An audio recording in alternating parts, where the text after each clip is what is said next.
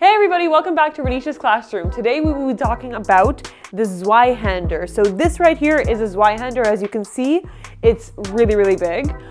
This is probably the longest sword that we have here, and it is also a part of our battle ready line. So it's also a sharp sword. So probably one of our longest sharp swords that we have here. So our fire and steel Zweihander that we have here is a part of our battle ready collection. It is high carbon steel, 1060 high carbon steel, and this sword is 167 centimeters, I believe, which is about 5'5". So it's incredibly big. So if you're 5'5", it's going to be the exact same height as you. It's a really big sword. So let's talk about what a Zweihander is. So a Zweihander is a longsword that originates from Germany. Zweihander actually translates to two-handers because you need two hands to wield this sword. So the Zweihander was actually developed in about the 14th century, and it was developed from the medieval longsword. Around the 14th century, weapons just started to become bigger, and the Zweihander is kind of like evidence of that. So the Zweihander actually shares a lot of characteristics with the polearm because of its size and its weight. Because of those similarities, it has an increased range and striking power. So I know you guys are probably wondering, how do you even carry a sword of this size?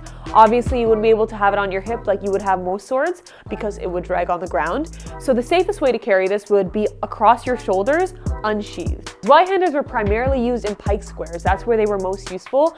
They were used to kind of chop and create a path. So the soldiers who used Zweihanders were especially skilled in using this sword because it was a special skill that not every soldier could do.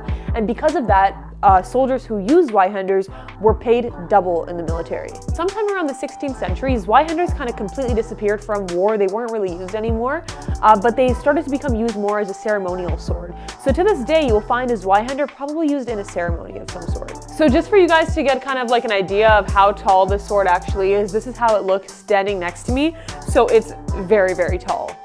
And this is what it looks like when you hold a Zweihander. And this sword is also very heavy. So again, the soldiers who were using these were incredibly skilled.